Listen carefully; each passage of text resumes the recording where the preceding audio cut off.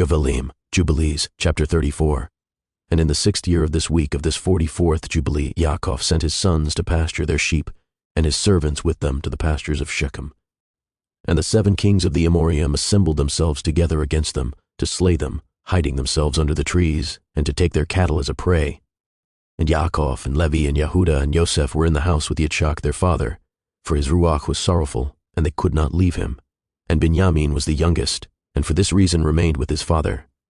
And there came the kings of Taphu, and the kings of Arisa, and the kings of Saragan, and the kings of Salo, and the kings of Gaz, and the king of Beit Koron, and the king of Ma'anisakir, and all those who dwell in these mountains and who dwell in the woods in the land of Canaan. And they announced this to Yaakov, saying, Behold, the kings of the Amorim have surrounded your sons and plundered their herds.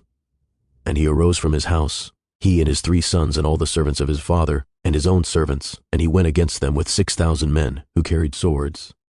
And he slew them in the pastures of Shechem, and pursued those who fled, and he slew them with the edge of the sword. And he slew Arisa, and Taphu, and Saragan, and Silo, and Ma'anisakir, and Gaz, and he recovered his herds.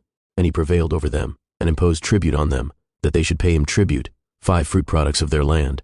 And he built Robel and Tamnataris.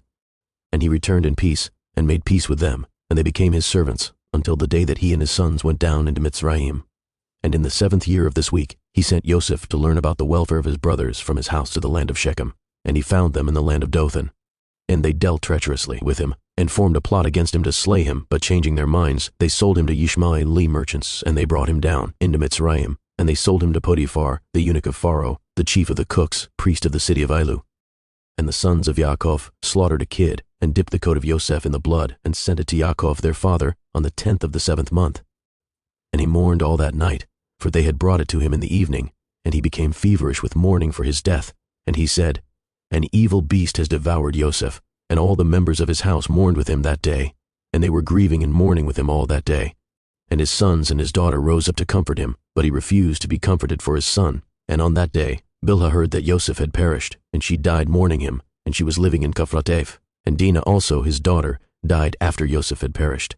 And there came these 3 mournings upon Yasharel in 1 month. And they buried Bilhah over against the tomb of Rachel, and Dinah also his daughter, they buried there.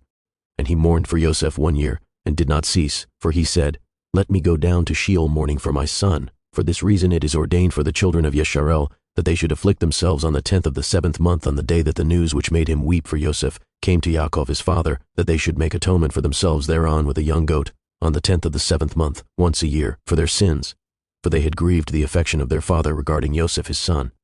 And this day has been ordained that they should grieve thereon for their sins, and for all their transgressions and for all their errors, so that they might cleanse themselves on that day once a year. And after Yosef perished, the sons of Yaakov took unto themselves women.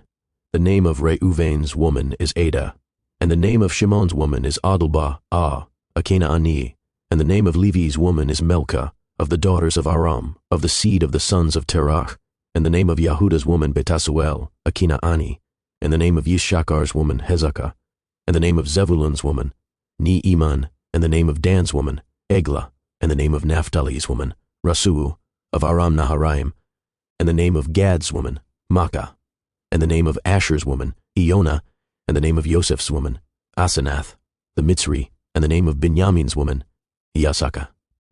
And Shimon repented, and took a 2nd woman from Aram Naharaim as his brothers.